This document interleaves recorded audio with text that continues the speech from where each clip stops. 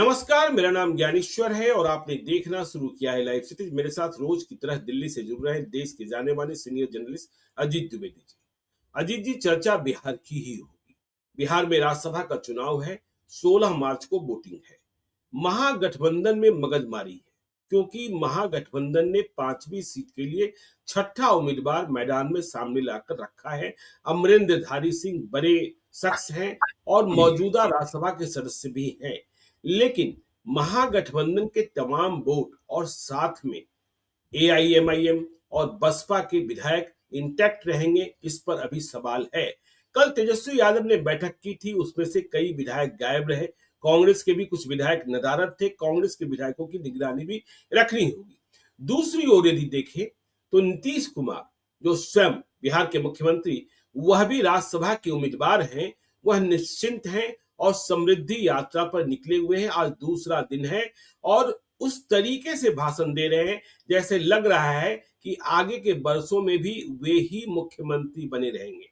तो देखिए, नीतीश कुमार की निश्चिंतता, नितिन नवीन में भी कोई दुविधा नहीं है। हाँ, उपेंद्र कुशवाहा, शिवेश राम, इसमें पांचवा उम्मीदवार कौन, यह स्पष्ट होना है और मुकाबला एडी सिंह का किससे होगा। तो राज्यसभा चुनाव की चर्चा करेंगे। इसके साथ ही इससे बड़ी बहस यह चल रही है कि क्या नीतीश कुमार सच में दिल्ली चले जाएंगे।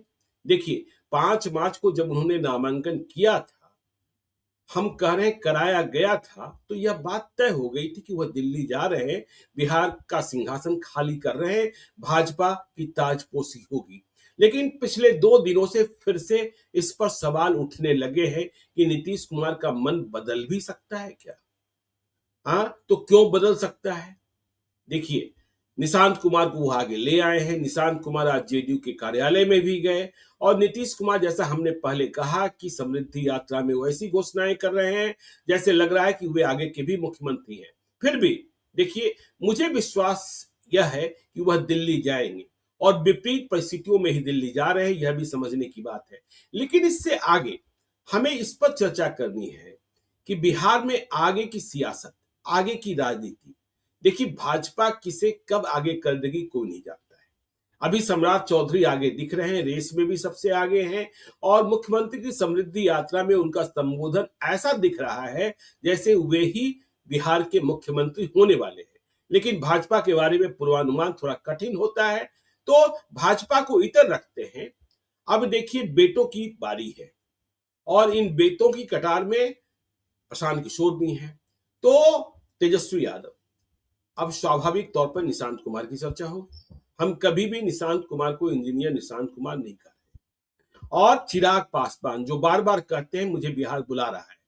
फिर प्रशांत किशोर चौथे। तो इन चारों के बारे में आज हम लोग चर्चा करें कि जो भविष्य में बिहार की राजनीति के केंद्र होने वाले हैं, भाजपा से जो सामने आएंगे, उन्हें हम लोग बाद में शामिल कर लेंगे। इनके सामने क्या परिस्थितियां हैं, क्या चुनौती है, क्या अवसर है, स्ट्रेंथ, वीकनेस, अपॉर्चुनिटी, थ्रेट, इन सब पर चर्चा करेंगे। तो आगे आपकी टिप्पणी अजीत जी, प्रारंभ से। देखिए ज्ञानेश्वर जी, राज्यसभा का चुनाव बिहार का बहुत ही दिलचस्प है और हम लोग जानते हैं कि जो अधिसूचना जारी हुई थी 37 सीटों की, 10 राज्यों में 37 सीटों की, 26 सीटों पर निर्विरोध चुनाव हो चुका है। सिर्फ 11 सीटों पर चुनाव होने हैं 3 राज्यों में, उड़ीसा में 4 सीटों पर, बिहार की 5 सीट और हरियाणा की 2 सीट। इन तीनों जगहों पर 3 उम्मीदवार अतिरिक्त हैं और वो उड़ीसा में तो एक बड़े व्यवसायी हैं, बड़े पुराने नेता भी रहे, केंद्रीय मंत्री रहे, दिलीप रे, वो निर्दलीय चुनाव लड़ रहे हैं। हरियाणा में हाँ, मेफेयर वाले, और हरियाणा में सतीश नंदल, वो भी बड़े बिजनेसमैन हैं, वो भी चुनाव लड़ रहे हैं। और बिहार में भी अमरेंद्रधारी सिंह बड़े बिजनेसमैन है, वो भी चुनाव लड़ रहे हैं। बाकी दोनों निर्दलीय हैं, अमरेंद्रधारी सिंह आरजेडी के उम्मीदवार है। तो ऐसे समय में ऐसी सीटों पर, जिस सीट में थोड़ा लिखना फंस रहा हो, थोड़ी मुश्किल आ रही हो, बड़े कारोबारी या बड़े पैसे वाले का उतरना क्यों होता है, ये समझाने की जरूरत नहीं है, लोग खुद ही इस बात को समझते हैं। और उसके साथ राजनीतिक प्रबंधन करना होता है, जो नेता होते हैं वो राजनीतिक प्रबंधन करते हैं। उड़ीसा में भारतीय जनता पार्टी कर रही है, हरियाणा में भारतीय जनता पार्टी कर रही है, और बिहार में यही प्रबंधन आरजेडी और कांग्रेस को करना है एडी सिंह के लिए। और आपने जैसा बताया कि वो बैठक हुई, उसमें कई विधायक नदारद थे, तो इसका मतलब प्रबंधन में कमी है, अभी और ज्यादा उनको मेहनत करनी होगी। चुनाव के नतीजों में 5वीं सीट का क्या होगा हम लोग को नहीं, हम लोग अभी उस पर आगे बात करेंगे। अभी ये तय है कि राष्ट्रीय अध्यक्ष नितिन नवीन भाजपा के राष्ट्रीय अध्यक्ष, और जनता दल यू के राष्ट्रीय अध्यक्ष बिहार के मुख्यमंत्री नीतीश कुमार। इन दो नेताओं में तो कोई संशय नहीं है, ये दोनों अपनी अपनी पार्टी के नंबर 1 उम्मीदवार होंगे और चुनाव जीतेंगे आराम से। जी नितिन नवीन जाएंगे जीत के, उनको एक बड़ा पद पहले भी मिला हुआ है। राज्यसभा में उनकी क्या स्थिति होती है ये भी एक देखने की बात होगी, बिहार के लोगों की नजर होगी, आगे की पंक्ति में बैठेंगे। लोकसभा में आगे की पंक्ति में कई लोग बैठते हैं बिहार के, हम लोग देखते हैं उनको, ललन सिंह बैठते हैं उधर आगे की पंक्ति में, नितिन नवीन को जगह मिलेगी राज्यसभा में भी। तो ये जी एक पहलू है। और नीतीश कुमार जाएंगे अगर राज्यसभा, तो उनको भी आगे की पंक्ति में बिठाया ही जाएगा। वो जितने सम्मानित नेता हैं, जितने बड़े नेता हैं, तो उनको भी हो सकता है आगे जगह दी जाए। पीछे तो बैठाना ठीक नहीं रहेगा उनकी प्रतिष्ठा के हिसाब से। तो ये बिल्कुल। ये ये दिल्ली की स्थिति है। अब हम्म आपने जैसे जो सवाल किया कि क्या कोई संशय भी है कि वो नहीं भी जाएं, देखिए हम लोग जी भी इस पर चर्चा कर रहे हैं, लगातार चर्चा कर रहे हैं, और वस्तुनिष्ठ तरीके से, ऑब्जेक्टिव तरीके से, जो टेक्निकल पोजीशन है उसको सामने रख के हम लोग चर्चा कर रहे हैं। जी अभी टेक्निकल पोजीशन ये है कि न तो नीतीश कुमार ने कहा है कि वो मुख्यमंत्री पद छोड़ रहे हैं, उन्होंने कहा कि हम दिल्ली जा रहे हैं लेकिन हमारी नजर रहेगी। तो दिल्ली बिल्कुल। जा रहे हैं, मुख्यमंत्री पद छोड़ के जा रहे हैं, मुख्यमंत्री पद पर रहते हुए जा रहे हैं, ये स्पष्ट नहीं, ये तो एजम्पशन है कि वो मुख्यमंत्री पद छोड़ के दिल्ली जा रहे हैं, जी राइट एजम्पशन है। लेकिन अभी हम्म तक किसी ने खुल करके नहीं कहा है कि नीतीश कुमार मुख्यमंत्री पद से इस्तीफा देंगे। जितनी तारीखें मुख्यमंत्री से इस्तीफे की बताई गई थी वो सब तारीख निकल गई। तो वो इस्तीफा दे रहे हैं, कोई दूसरा मुख्यमंत्री बनने जा रहा है, वो दूसरा जेडीयू का होगा या भारतीय जनता पार्टी का होगा, ये अभी एक शब्द किसी ने नहीं कहा है, न भाजपा के लोगों ने कहा है, न जेडीयू के, न किसी सहयोगी दल के लोगों ने नहीं कहा है। तो बिल्कुल। ये टेक्निकल पोजीशन है। तो हम लोग इसी को ग्राउंड में, बैकग्राउंड में रख के चर्चा कर रहे हैं कि नीतीश कुमार के जाने न जाने की कितनी संभावना है। आपने जी कहा, हम उससे 100% सहमत हैं कि वो चले जाएंगे। वो जी चूंकि नॉमिनेशन वो नहीं करते, उनकी टीम नहीं कराती उनसे नॉमिनेशन, और अमित शाह नहीं बैठ के उनके नॉमिनेशन में शामिल नहीं होते, अगर इस तरह की कोई भी दुविधा होती, कोई भी संभावना होती। ये जरूर है, जो हम फिर दोहरा रहे हैं, कि ड्यू प्रोसेस फॉलो नहीं किया गया, बुलडोज किया गया कि आप चले जाइए।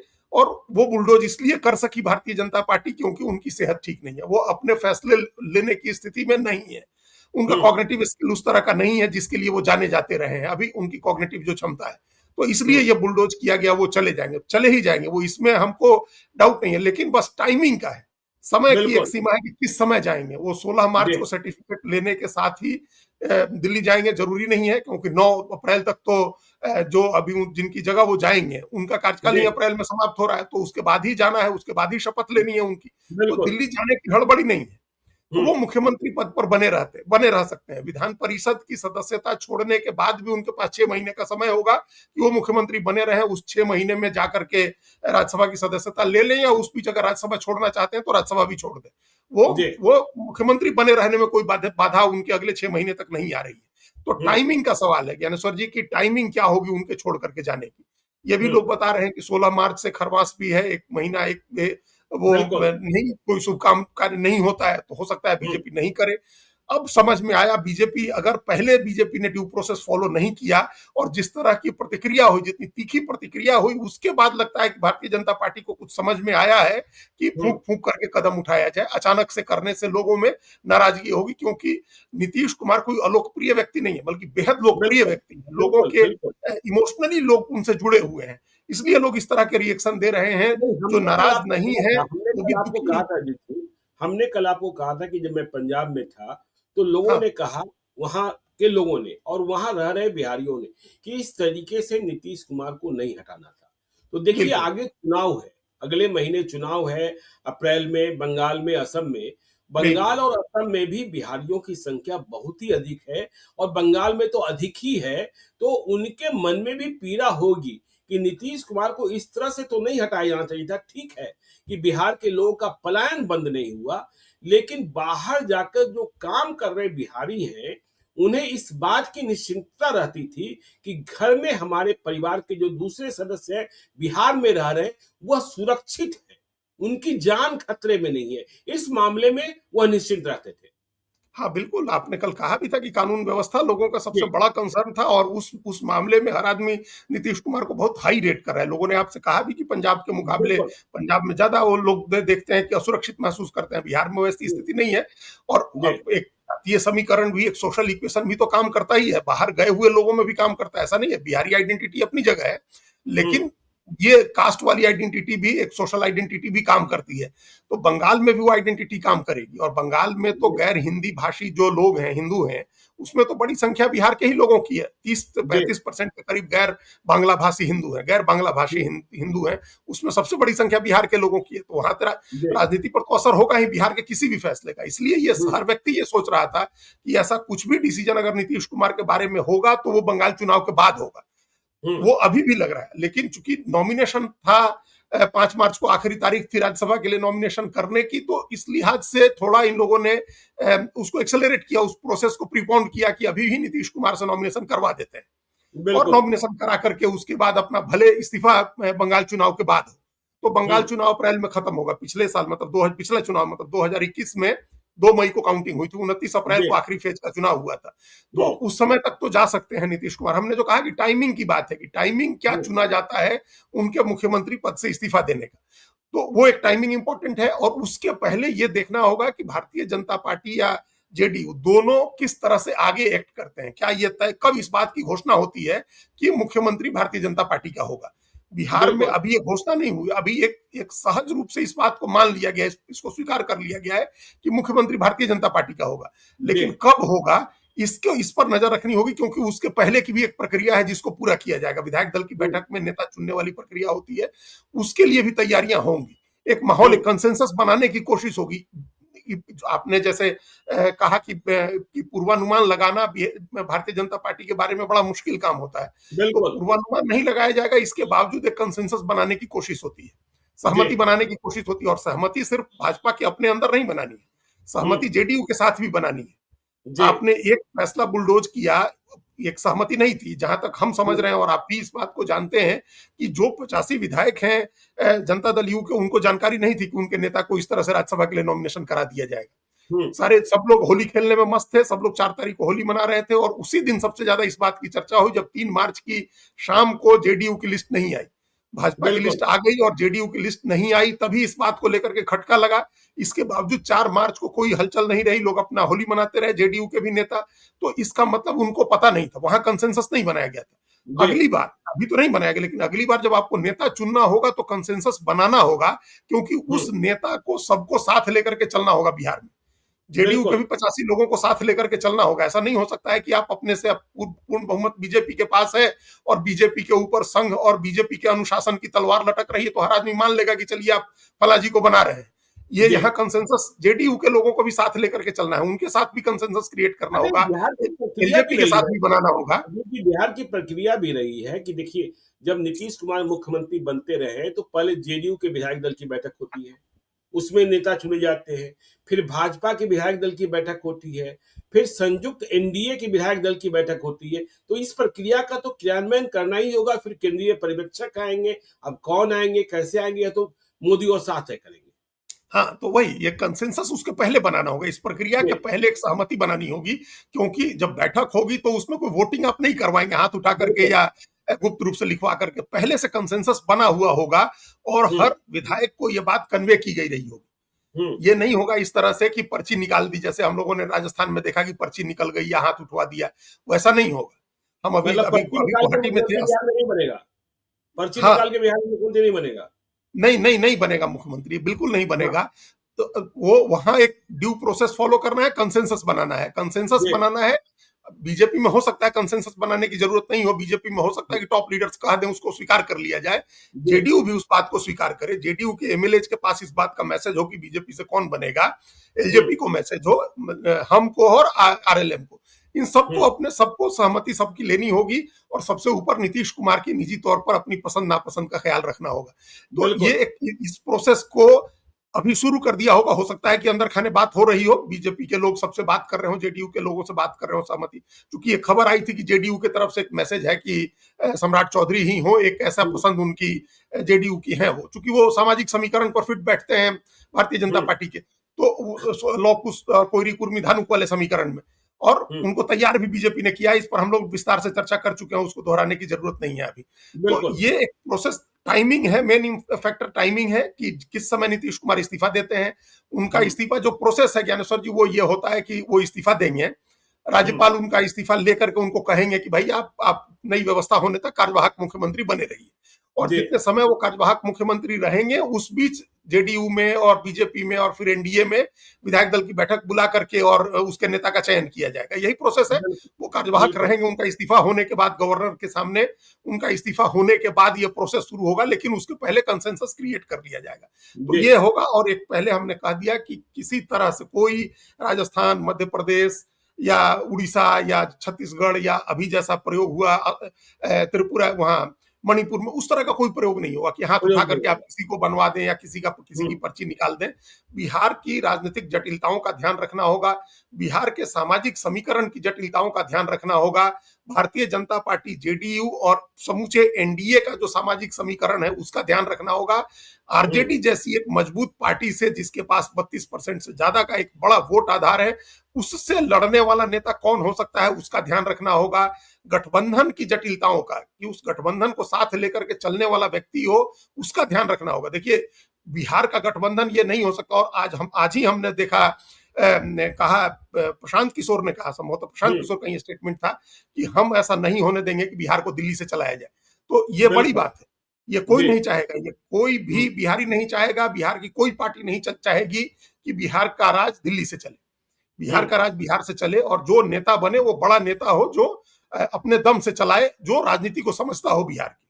जी अगर अगर ऐसा होगा, ज्ञानेश्वर जी, जिस तरह एक हाइपोथेटिकल सिचुएशन देखते हैं कि जैसे अगर पर्ची निकाल करके और राजस्थान, मध्य प्रदेश की तरह का प्रयोग होगा, तो ये बिहार का और बड़ा अपमान होगा। एक अपमान तो ऑलरेडी हो गया, जो बिल्कुल नीतीश कुमार जैसे बड़े नेता को के साथ बिना कंसेंसस बनाए, बिना उनकी सहमति लिए, बिना उनको तैयार कराए उनसे राज्यसभा का नॉमिनेशन कराया गया। ये कोई ड्यू प्रोसेस नहीं होता है, ये जी पहले से होता है। ये हम्म, ये देखिए, टेक्निकली और कानूनी रूप से ठीक है कि वो कर सकते थे नॉमिनेशन, लेकिन अच्छा होता कि पहले से सहमति बनाई हुई गई होती और उन्होंने मुख्यमंत्री पद से इस्तीफा दे दिया होता। मुख्यमंत्री बिल्कुल पद से इस्तीफा दे करके सहज रूप से वो जाते राज्यसभा का नॉमिनेशन करने, नया नेता चुना जाता, हम लोगों को कोई आपत्ति नहीं थी, हम लोग लगातार कह रहे थे कि उनको हटना चाहिए। जी लेकिन ऐसा लगा कि बुलडोज किया गया। पार्टी जेडीयू ने तैयारी कर ली थी, आपके पास सूचना थी, और हम लोग, याद करिए, 3 मार्च को हम लोगों ने 5:30 बजे तक अपना डिस्कशन टाला था, रिकॉर्डिंग टाली थी कि जेडीयू की बिल्कुल लिस्ट आने बिल्कुल वाली, और जी उस समय जेडीयू के लिस्ट में नीतीश कुमार का नाम नहीं था। तो इसका हम्म मतलब नीतीश कुमार की सहमति बनाने की बाद में कोशिश की गई, बुलडोज किया गया। और अगर हम्म आप इसी तरह से किसी व्यक्ति की पर्ची निकाल कर बनाएंगे तो ये डबल दोहरा अपमान होगा बिहार का, जो नहीं होना चाहिए। जो बिल्कुल मजबूत नेता है, जो डिजर्व करता है, जिसको नीतीश कुमार भी पसंद करते हैं, जो बीजेपी का बड़ा चेहरा है, आप उसको बनाइए और उसको हम्म खुली छूट दीजिए, उसको स्वायत्तता दीजिए कि वो बिहार का शासन चलाए। दिल्ली से बिहार का हम्म, शासन नहीं चले, ये इंश्योर करना होगा बिहार के बड़े नेताओं को। नहीं तो ये समझ लीजिए कि ये आखिरी चुनाव नहीं था 2024 का या जी 2025 का। इसके बाद भी हम्म चुनाव आएंगे, 2029, हम्म, 2030 में भी चुनाव आएगा। और बिहार सरकार बनवाता बिगाड़ता रहा है हमेशा। बिहार बिल्कुल से जो है 2004 में भी भारतीय जनता पार्टी हारी थी, अटल बिहारी वाजपेयी के सामने कोई विकल्प नहीं दिख रहा था, तो बिहार ने हराया हम्म था। बिल्कुल बिहार ने उस समय 25 सीटें, बिहार ने 22 सीट जीत करके दी थी लालू यादव की पार्टी को। हम्म तो दी थी ना उस समय, तो लालू यादव जी 22 सीट के साथ में, तो ओवरऑल 25 सीटें थी उनकी। तो बिहार, हम्म उस समय भी बिहार ने सरकार बदली थी केंद्र में। तो अभी आगे भी चुनाव आएंगे, इसलिए उन सब चीजों को हमको यकीन है कि बीजेपी के बड़े नेता इन चीजों को समझते हैं और प्रयोग बिल्कुल वहीं करते हैं जहां उनको भरोसा होता है, और जहां की राजनीतिक जटिलताओं को समझते हैं वहां प्रयोग नहीं करते हैं। जैसे असम में नहीं किया, हम्म महाराष्ट्र में नहीं किया, तो बिहार भी प्रयोग नहीं होगा, अब दोबारा प्रयोग नहीं होगा। ज्ञानी सर, तो चलिए बिहार में दोबारा प्रयोग नहीं होगा, तो चलिए मान ही लेते हैं कि नीतीश कुमार तो जा रहे हैं, अब बीजेपी से जिन्हें बनना है वे बनेंगे और जेडीयू की शर्तों को कबूल करना होगा। जेडीयू ने तमाम शर्तें रखी है सत्ता हस्तांतरण के लिए। नीतीश कुमार निश्चिंत हैं, समृद्धि यात्रा पर है, बातचीत के लिए पटना में बैठे हुए नहीं है। जिनसे बीजेपी को बातचीत करनी है बातचीत करेंगे। आगे हम जब नीतीश कुमार दिल्ली चले जाते हैं तो बिहार की राजनीति कैसे बदलेगी, क्योंकि अब तेजस्वी यादव के सामने निशांत कुमार आ गए हैं, चिराग पासवान का मन भी पटना बुलाता है और प्रशांत किशोर भी हैं जिन्होंने कहा कि दिल्ली से चलने नहीं देंगे। कई लोग कह रहे हैं कि बदली हुई परिस्थितियों में यदि प्रशांत किशोर और कांग्रेस एक साथ आ जाए तो बिहार की हवा और बिहार की फिजा बदल सकती है। तो चारों नेता बीजेपी से जो आएंगे उन पर चर्चा बाद में। बहरहाल तेजस्वी यादव, निशांत कुमार, इंजीनियर निशांत कुमार हम नहीं कहते हैं, चिराग पासवान और प्रशांत किशोर। अजीत जी देखिए, एक समय ऐसा लग रहा था जब 2 बार नीतीश कुमार ने उप मुख्यमंत्री बनाया, तेजस्वी यादव को साथ लेकर के चले, उनकी सरकार में अपनी सरकार में रखा। एक तरह से चिराग मतलब तेजस्वी यादव की लीडरशिप तो नीतीश कुमार ने नहीं स्टैब्लिश की तेजस्वी यादव की लीडरशिप। तो लग रहा था कि वो उत्तराधिकारी हो सकते हैं, वो भी भतीजा है, चाचा कहते ही हैं, लालू यादव के बेटे हैं, और ओबीसी राजनीति मंडल की राजनीति को आगे कैरी फॉरवर्ड करेंगे, वो उत्तराधिकारी हो सकते हैं। उस समय तक कहीं दूर दूर तक चर्चा नहीं थी कि निशांत कुमार आएंगे। तो तेजस्वी एक उत्तराधिकारी थे, और ये इसका सबसे बड़ा एडवांटेज उनको मिल चुका है। ज्ञानेश्वर जी, जो न्यूमेरो उनो होता है, जो पहला कदम उठाता है या अपने समकालीनों में समकक्षों में जो आगे निकल जाता है, ज्ञानेश्वर जी, वो हमेशा आगे रहता है, वो कभी पीछे नहीं हो सकता है। आपने सबसे पहले सोशल मीडिया और हाइपर लोकल का प्रयोग किया तो आप सबसे आगे रहेंगे। कोई कितना भी आगे आकर के करे, किसी भी ताकत से आए, तो वो आपसे आगे नहीं निकलेगा, क्योंकि आप न्यूमेरो उनो है। आप न्यूमेरो उनो है। हिंदुस्तान अखबार देखिए, वो न्यूमेरो उनो है, पहले दिन से है तो है, उसको पछाड़ना बड़ा मुश्किल है जिस जगह पर वो है, कोई आदमी क्लेम कुछ भी करे। तो ये राजनीति में भी होता है, सामाजिक जीवन में भी होता है, व्यवसाय में भी होता है, कि जो आगे है सो आगे है, उसको हराना पछाड़ना बड़ा मुश्किल होता है।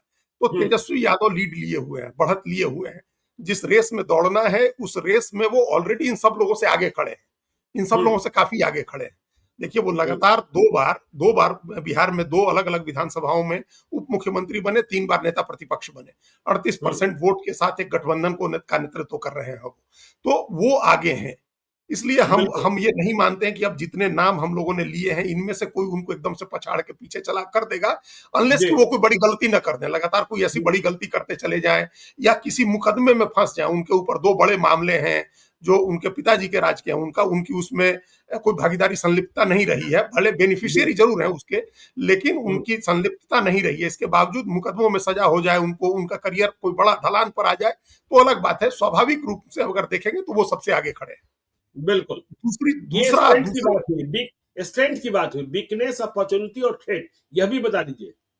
वीकनेस तो हमने बताया, उनका वीकनेस एक तो सबसे बड़ा ये है कि अगर मुकदमे में कोई सजा हो जाती है, दोनों में से, आईआरसीटीसी में और जमीन के बदले नौकरी के मामले में अगर सजा हो जाती है, तो फिर करियर एकदम से पंक्चर हो सकता है उनका। और दूसरी वीकनेस उनकी फैमिली का फ्यूड है, परिवार के भी जो झगड़े हैं, वो एक उनकी दूसरी कमजोरी है। वो कमजोरी भी ड्रैग करेगी उनकी पीछे। तीसरी कमजोरी उनकी अपनी कम सक्रियता है, वो बहुत सक्रिय नहीं रहते हैं, बहुत एग्रेसिव। जो उनके अंदर एक जज्बा होना चाहिए, आग होनी चाहिए है लड़ने की, सत्ता हासिल करने की, वो नहीं है। तो उनका जो एक बड़ा कॉम्प्लिसेंट, लापरवाह से राजनेता दिखते हैं, एक उनकी वो कमजोरी है।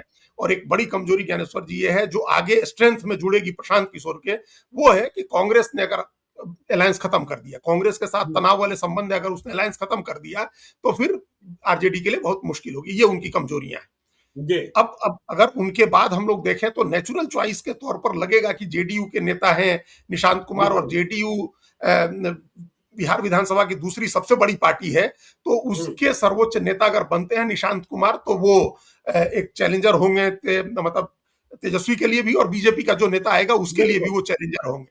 लेकिन निशांत कुमार क्या स्ट्रेंथ ये है कि वो उस पॉलिटिकल सोशल कॉम्बिनेशन को रिप्रेजेंट कर रहे हैं, जिसके दम पर नीतीश कुमार ने लालू यादव को हराया था 1995 से लड़के 2004-5 में हराया था, 5 में।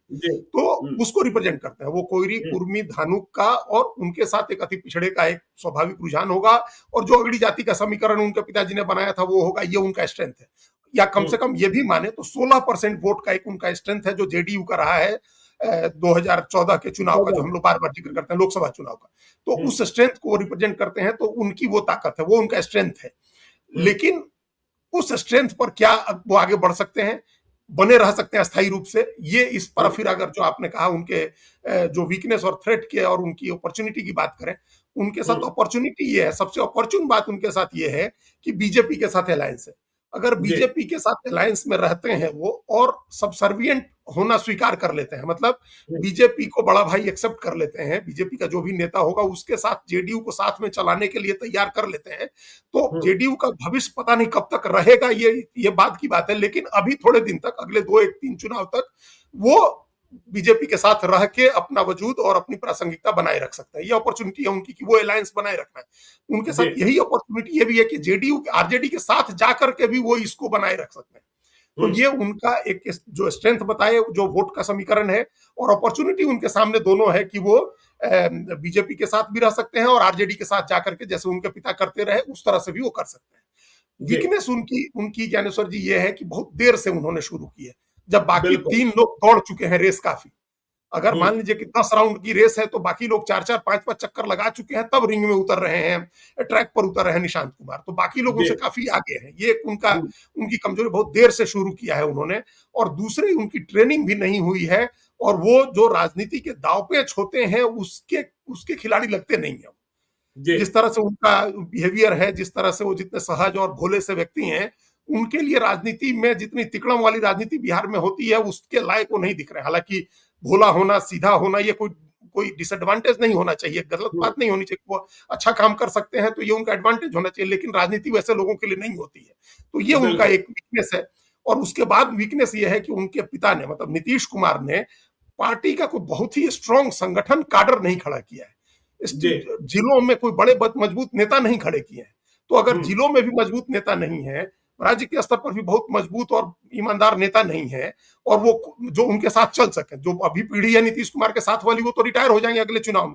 अगले चुनाव तक सब लोग, बिल्कुल। चाहे आप ललन सिंह की बात करें या विजेंद्र यादव की, नरेंद्र नारायण यादव की, ऐसे बहुत सारे लोग हैं जो 70 के पेटे में पहुंचे हुए हैं, तो 2-4 साल 5 साल जी। के बाद, एक चुनाव के बाद तो नहीं चलेंगे वो लोग हम्म। निशांत के साथ।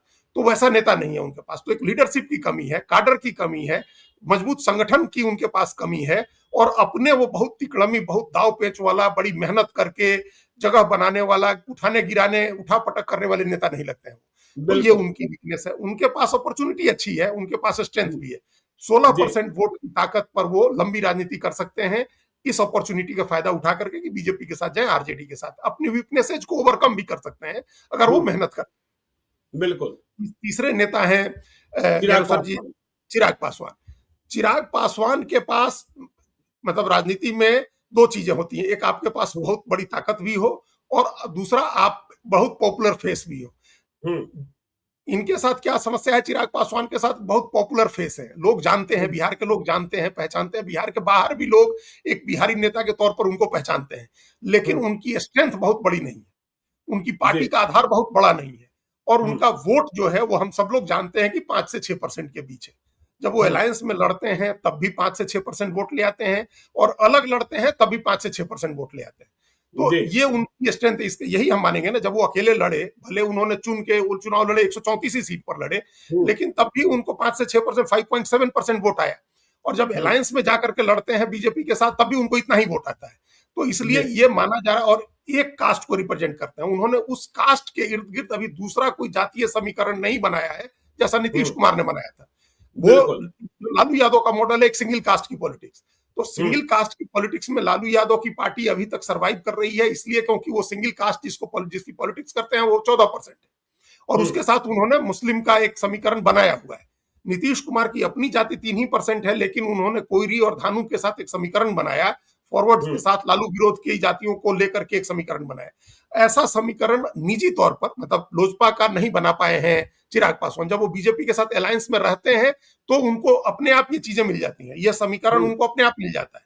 तो हम्म। उनका जो स्ट्रेंथ है वो उनका अपना चेहरा है, फेस है, उनकी अपनी पॉपुलरिटी है, लोकप्रियता है। उनके बारे में एक धारणा है जो उन्होंने अपने सोशल मीडिया कैंपेन से बनाई है कि बिहार फर्स्ट, बिहारी फर्स्ट, और वो हम्म। बिहार के लिए कुछ करना चाहते हैं। ये उनके बाद, हालांकि अभी तक तो मंत्री हुए, उनको भी 1.5 साल हो गए बिहार में, अपने मंत्रालय से उन्होंने क्या किया वो कुछ दिख तो नहीं रहा है, लेकिन बिल्कुल। वो कहते हैं कि बिहार के लिए हम कुछ करना चाहते हैं। तो ये जी। उनकी स्ट्रेंथ है। दूसरी उनकी स्ट्रेंथ ये है कि वो बड़े होशियारी से, ये रामविलास जी पासवान करके गए थे कि झारखंड में भी पार्टी का आधार रखा है, वहां भी हम्म। उनका एक एमएलए है। नॉर्थ जी। ईस्ट के भी 2 राज्यों में, दिल्ली में भी उनका एक एमएलए, उन्होंने दिल्ली में भी एक टिकट लेकर के चुनाव लड़े एमएलए का, बीजेपी के हम्म। अलायंस में शामिल होकर के। हम्म। असम में भी उनकी पार्टी मेहनत कर रही है कि 1-2 सीटें मिल जाए अलायंस में तो लड़ लें। नागालैंड या नॉर्थ ईस्ट की किसी एक और राज्य में, नागालैंड में ही संभवतः उनकी पार्टी का एक एमएलए है। तो हम्म। वो एक आधार बनाया हुआ है उन्होंने कई जगह, तो उससे पार्टी का रिकॉग्निशन है। ये उनका हम्म। एक स्ट्रेंथ है कि रिकॉग्नाइज्ड फेस है रामविलास पासवान के बेटे होने के नाते, और अपने भी एक पॉपुलर फेस है। जी। उनके पास एक स्ट्रेंथ ये भी है कि उनका 5.5% 6% का वोट आधार है उनके पास। इसके दम पर वो हम्म। चुनाव जीत के अकेले दम पर कुछ नहीं कर सकते हैं, लेकिन वो कैटलिस्ट का काम कर सकते हैं कि जिसके साथ जुड़ेंगे उसकी संभावनाओं को बढ़ा देंगे, एक्सेलरेट कर देंगे। तो ये बिल्कुल। उनकी स्ट्रेंथ, और यही हम्म। उनकी वीकनेस है कि आप हम्म। 5-6% वोट की राजनीति के आपके वोट के दम पर आप पीछे पीछे चलने वाली राजनीति ही कर सकते हैं। हम्म, इंडिपेंडेंटली आप कोई समीकरण नहीं बना सकते, मतलब जीत का की गाथा नहीं लिख सकते हैं इंडिपेंडेंटली, हम्म, अगर आप इतने ही वोट पर सीमित रहेंगे जी, जो उनके लिए अपॉर्चुनिटी की बात यह है कि हम्म, आरजेडी में तो वो नहीं जा सकते, जो अपॉर्चुनिटी जेडीयू के साथ है वो इनके साथ नहीं है। इनके साथ बिल्कुल, दूसरी अपॉर्चुनिटी है प्रशांत किशोर के साथ जाने की।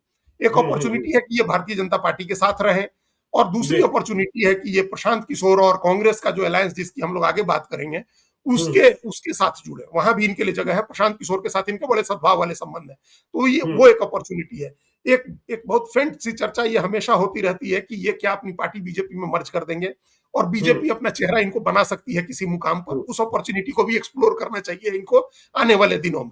चूंकि बिल्कुल, केंद्रीय नेताओं के साथ इनके बड़े अच्छे संबंध हैं, अपने को नरेंद्र मोदी का हनुमान बताते हैं, और अभी तो उन्होंने कहा कि हम छाती चीर के दिखा देंगे, उसमें मोदी जी हैं। तो हम्म, उसका क्या, उसका फायदा भी उठा सकते हैं, अपॉर्चुनिटी वो है। वीकनेस इनकी क्या है कि ये भी बिहार में तेजस्वी यादव तो रहते हैं, निकलते नहीं है, ये तो बिहार में रहते भी कम ही है, रहते हम्म, भी दिल्ली में है, दिल्ली से ही बिहार की भी राजनीति करते हैं। और बिल्कुल, ये बड़ी कमजोरी साबित हुई थी रामविलास पासवान की भी, ज्ञानेश्वर जी। उनको जी, 2000 में सबसे पहला ऑफर उन्हीं को था कि आप बिहार का मुख्यमंत्री बनिए। जब नीतीश कुमार 7 दिन के लिए मुख्यमंत्री बने थे तो अटल हम्म, बिहारी वाजपेयी की पहली पसंद रामविलास पासवान थे। अगर वो उस हम्म, समय चले गए रहते और उस चैलेंज को उन्होंने स्वीकार किया होता, तो जहां आज नीतीश कुमार है, हो सकता है कि वहां रामविलास पासवान होते, बीजेपी के समर्थन जी, से वो बनते आगे के चुनाव में मुख्यमंत्री। लेकिन ऐसे ये हम्म, किस्मत होती है, समय ऐसे बदलता है। तो ये इनके साथ भी है कि ये बिहार नहीं जाना चाहते हैं, बिहार में उस तरह से जी, जमीन पर उतर करके राजनीति नहीं करना चाहते हैं, मेहनत जितनी हम्म, चाहिए उतनी मेहनत नहीं करना चाहते हैं। आपके पास कोई 40% 32% वोट का आधार नहीं है, साढ़े बिल्कुल, पांच 6% वोट का आधार है। इसको कैसे प्लस करेंगे आप लोजपा प्लस में क्या होगा, क्या जी, जोड़ेंगे, कितना वोट जोड़ेंगे, कौन सी जाति का? देखिए इनकी पार्टी के प्रति अगड़ी जातियों का सद्भाव हमेशा रहता है, भूमिहार हो, हम्म, ब्राह्मण हो, राजपूत हो, सब इनकी पार्टी के साथ जुड़े हुए हैं। सबको ये लोग मौका भी दिया है, रामविलास पासवान ने भी दिया, चिराग पासवान भी देते हैं। लेकिन हम्म, उसको अस्थायी आप नहीं कर सकते। एक तो जब बीजेपी के साथ रहते हैं या बीजेपी के समर्थन से लड़ते हैं, तभी वो चीजें आपके साथ होती हैं। ये इनकी बिल्कुल, वीकनेस है कि आप जमीन पर उतर के काम नहीं करते हैं, सामाजिक समीकरण छोटा है आपका, बड़ा नहीं। अपॉर्चुनिटी चलिए को अगर आप आगे, बड़ा करना चाहें तो कर सकते हैं। आगे अब प्रशांत किशोर, बिल्कुल चौथा चेहरा प्रशांत किशोर का है, और वोट के मामले में इन सबसे कमजोर प्रशांत किशोर है। हम्म, 38% के वोट पर बैठे हुए हैं तेजस्वी यादव। अकेले भी लड़ते हैं, जी, उनकी पार्टी अकेले भी लड़ती है तो 24%, 25% से 28% तक वोट आता है। हम्म, 16% वोट जेडीयू का है, जिसको लेकर के निशांत कुमार है। 6% वोट चिराग पासवान का, और 3-3.5% वोट अभी का इस बार के चुनाव में जो हम्म, मोस्ट हाइप इलेक्शन था प्रशांत किशोर का। अब आगे जी, के इलेक्शन में वो हाइप नहीं होगी, वो ज्यादा तैयारी से हम्म, लड़ेंगे, ज्यादा व्यवस्थित लड़ेंगे, स्ट्रक्चर्ड ढंग से लड़ेंगे, पार्टी का ऑर्गेनाइजेशन होगा, वो सारी चीजें। लेकिन हम्म, इतनी हाइप नहीं बनेगी जितनी हाइप इस चुनाव में थी उनकी। और इस हाइप के बाद वो 3.5% के वोट पर बैठे हुए हैं। तो हम्म, उनके सामने उनकी स्ट्रेंथ पॉलिटिकल स्ट्रेटजी बनाने की है। वो जी, वो अच्छी रणनीति बनाते हैं, ये उनका स्ट्रेंथ है। और इस हम्म, स्ट्रेंथ को देश ने देखा है, दुनिया ने देखा है। उस स्ट्रेंथ में उनका कोई मुकाबला नहीं। उस फील्ड में चुनाव रणनीति बनाने, चुनाव लड़वाने और सेफोलॉजी, इन सब चीजों में, इस फील्ड के, चुनाव रणनीति के फील्ड के वो अमिताभ बच्चन है, उस फील्ड के वो लता मंगेशकर है। उनका कोई मुकाबला नहीं है, उनके जी, सामने कोई नहीं है। हम्म, लेकिन वो चुनाव जीतने के लिए पर्याप्त नहीं है। हम्म, वो उनकी, तो ये उनका फोटे है, उसका इस्तेमाल वो कर सकते हैं आगे के लिए। उन्होंने एक चुनाव में जो झटका लगा है, उसके बाद वो सीधे, हम अपॉर्चुनिटी की बात करें, वो उसका फायदा उठा सकते हैं कि कांग्रेस से बात कर सकते हैं, वो चिराग पासवान से बात कर सकते हैं। जरूरत होने पर अगर लगे किसी टाइम कि बीजेपी इग्नोर कर रही है या बीजेपी डोमिनेट करने की कोशिश कर रही है जेडीयू के ऊपर, तो उससे भी बात कर सकते हैं जी, कि भाई आपके लिए, वो तो नीतीश कुमार के ही साथ गए थे ना दिल्ली से, तो हम्म, बिहार तो नीतीश कुमार की राजनीति करने गए थे। अपनी बिल्कुल, राजनीति में तो बिल्कुल, बाद में कूदे, पहले तो वो हम्म, नीतीश कुमार के साथ ही राजनीति करने गए थे। तो हम्म, उनकी इस अपॉर्चुनिटी को उन्होंने बड़े अलायंस कराए हैं। बिहार में भी आरजेडी जेडीयू को उन्होंने लड़वाया था, उत्तर प्रदेश में भी कांग्रेस और समाजवादी पार्टी को उन्होंने लड़वाया था। तो वो हम्म, इस तरह का अलायंस बनवा सकते हैं, ये उनकी एक अपॉर्चुनिटी का लाभ उठाते हैं। ये उनकी स्ट्रेंथ है, जो हम स्ट्रेंथ की बात कर रहे हैं, जो और स्ट्रेंथ और अपॉर्चुनिटी की बात कर रहे हैं, जो जी, उनके साथ है, जो उनका फोटे है चुनाव प्रबंधन का, गठबंधन बनवाने का, चुनाव लड़ाने का। इसका इस्तेमाल करके वो किसी इन पार्टियों के साथ बातचीत करके आगे बढ़ सकते हैं, कोई चेहरा अपना भी या दूसरे का घोषित करके। अब उनकी हम्म, वीकनेस की बात करें ज्ञानेश्वर जी, तो सबसे बड़ी वीकनेस है जो हम लोग जानते हैं, वो उनकी जाति है बिहार की जी, राजनीति में। और हम्म, उससे भी बड़ी बड़ी कमजोरी यह है कि वो उस जाति की राजनीति नहीं करते। हम्म, अगर वो जाति की राजनीति कर रहे होते तब इस स्थिति में नहीं रहते, तब इससे बेटर स्थिति में रहते। वो असहमत हो सकते हैं बिल्कुल, हम लोगों से कि भाई हम जी, जाति की राजनीति नहीं करेंगे, लेकिन अगर हम्म, वो करते, उनकी भी 3% ही जाती है। 3% की जाति उनकी भी है जितनी नीतीश कुमार की है, और उससे थोड़ा ज्यादा जाति रामविलास पासवान की, चिराग पासवान की पार्टी की है, चिराग पासवान की है। अगर वो अपनी जाति की राजनीति करते तो वो बड़े आराम से 10-20 सीटें जीत सकते थे। वो टारगेट करके लड़ते, ब्राह्मण नेता के तौर पर अपने को स्टैब्लिश करते। आखिर राजस्थान में एक जमींदारा पार्टी बनी थी, ज्ञानेश्वर जी, जमींदार लोगों की पार्टी बनी थी, बड़े लोगों की पार्टी, और वो भी 2 सीट जीत गए थे। अच्छा। तो इस तरह जैसे राष्ट्रीय लोक सत्ता दल बनाया है रघुराज प्रताप सिंह ने, राजा भैया ने, उत्तर प्रदेश में तो 2 सीटें जीत गए वो भी। तो ऐसा नहीं था कि प्रशांत किशोर 2, 4 या 10 सीट नहीं जीत सकते थे। उनको लगा कि जो हाइप क्रिएट हुई थी उस पर उनको लगा कि हम पैन बिहार पॉलिटिक्स करके और एकदम से बहुमत हासिल कर लेंगे। तो वो वही बात हो गई जो शिवाजी महाराज के बारे में लोग कहते हैं ना, कि वो कथा आपने सब दर्शक लोग भी जानते ही होंगे कि वो एक बूढ़ी महिला के यहाँ जब छिपते फिर रहे थे, तो वो बूढ़ी महिला के यहाँ गए और उसने एक फुलका उनके सामने रखा, तो उन्होंने बीच में ही हाथ डाल दिया तो उनका हाथ जल गया। तो उस बूढ़ी महिला ने कहा कि अरे तुम भी शिवाजी की तरह करते हो कि एकदम बीच में ही हाथ डालते हो, किनारे किनारे से तोड़ना शुरू करो, तब हाथ नहीं जलेगा तुम्हारा और मुंह नहीं जलेगा। और इसको मंत्र बना लिया शिवाजी ने, और उन्होंने कहा कि हम सबसे पहले औरंगजेब के ऊपर हमला नहीं करेंगे, उसके छोटे छोटे किलों को जीतना शुरू करेंगे। उन्होंने छोटे छोटे किलों को जीतना शुरू किया और फाइनली फतह किया, उन्होंने हराया औरंगजेब की सेना को। तो उस तरह की बात उन्होंने नहीं की, उन्होंने एकदम से सीधे बीच रोटी के फुलके में हाथ डाल दिया। किनारे किनारे से तोड़ने का मतलब ये था कि आप आइडेंटिफाई करते कि ब्राह्मण बहुल सीटें कौन सी है, उन ब्राह्मण बहुल सीटों पर अपनी ब्राह्मण आइडेंटिटी के साथ चुनाव लड़ते, उस तरह का उम्मीदवार देते, वहां एक समीकरण बनाते। अब कितनी ही सीटें हैं ज्ञानेश्वर जी जहां 40,000 50,000 ब्राह्मण वोट है, तो अगर आप उसको अपने साथ जोड़ते तो कोई भी उसके साथ जुड़ करके जितवाता उसको, जिसको हराना होता वो आपके साथ जुड़ करके उसको हरवाते। कहीं आरजेडी को हराना है तो बीजेपी जेडी वाले आपके साथ जुड़ते, कहीं बीजेपी को हराना है तो आरजेडी वाले आपके साथ जुड़ते। तो ये एक समीकरण बना करके उनको लड़ना चाहिए था। ये उनकी जाति जो कमजोरी है वो अपनी अभी तक उसकी ताकत नहीं बना पाए हैं। ये उनकी अपनी बड़ी कमजोरी है कि उस जाति को ताकत बनाए। जब तक कास्ट की आइडेंटिटी आपकी नहीं बनेगी, नीतीश कुमार ने कास्ट न्यूट्रल पॉलिटिक्स की, लेकिन कुर्मी आइडेंटिटी से कभी ऊपर नहीं उठे। अगर वो कुर्मी आइडेंटिटी नहीं होती और ये उस परिवार के कोयरी कुर्मी धानु का समीकरण वो नहीं बनाते तो इतने बड़े नेता नहीं बन सकते, तो उनको कोई एक्सेप्ट नहीं करता। तो ये एक इनकी कमजोरी है जिसको हमको लगता है कि उसको स्ट्रेंथ बनाना चाहिए। और दूसरी कमजोरी ये है कि अभी तक वो अकेले चलने का प्रयास कर रहे हैं। जिस अपॉर्चुनिटी की हम लोगों ने बात कही, उस अपॉर्चुनिटी को वो बाकी बहुत लोग बताते हैं कि वो ऐसी बातें करते हैं, वैसी बातें करते हैं, उनकी बातों में कोई कमी नहीं है, कोई गलती नहीं है। वो पूरी ईमानदारी से बात कह रहे हैं और उस पर किसी को आपत्ति नहीं होनी चाहिए कि पलायन रुकना चाहिए। किसने उठाया आप बताइए? इतनी पार्टियां हैं बिहार में ज्ञानेश्वर जी, प्रशांत किशोर को छोड़ करके किसने उठाया? सूरत में 4 बिहारी मजदूर मरे, ये मुद्दा किसने उठाया? किसी ने नहीं उठाया, कोई पार्टी नहीं बोल रही है, लेकिन प्रशांत किशोर ने उठाया कि 4 लोग वहां मर गए। तो ये बातें कौन उठाएगा? ये बातें उठाने के लिए वो बहुत जरूरत है उनकी बिहार में। तो वो अपनी उस राजनीति, वो वीकनेस नहीं है उनकी। वीकनेस ये है कि हम अकेले चलेंगे, अकेले चीजों को बदल देंगे, अकेले चुनाव जीत जाएंगे और उसमें भी कास्ट की राजनीति नहीं करेंगे, जाति के आधार पर समीकरण नहीं बनाएंगे। ये उनकी कमजोरी है। उनकी बाकी लोगों की जैसी कमजोरियां नहीं है। मेहनत करने में कोई कमजोरी नहीं है, संसाधन में कोई कमजोरी नहीं है, आइडिया के पास के मामले में कोई कमजोरी नहीं है, रणनीति में कोई कमजोरी नहीं है। अकेले चलेंगे, जाति की राजनीति नहीं करेंगे, ये उनकी कमजोरी साबित हो रही है। तो चलिए देखिए बिहार की सियासत कैसी है, क्या सब चल रहा है, यह समझाने की कोशिश की है हम लोगों ने। बिहार की चर्चा आगे भी करते रहेंगे। आप देखते रहिए लाइव सिटीज को। यदि अब तक आपने हमारे यूट्यूब चैनल लाइव सिटी को सब्सक्राइब नहीं किया है तो जरूर कर लीजिएगा, और इस वीडियो को आप फेसबुक पेज के माध्यम से पेज को लाइक कीजिएगा, हैंडल एक्स पर भी हमें फॉलो कीजिए। धन्यवाद।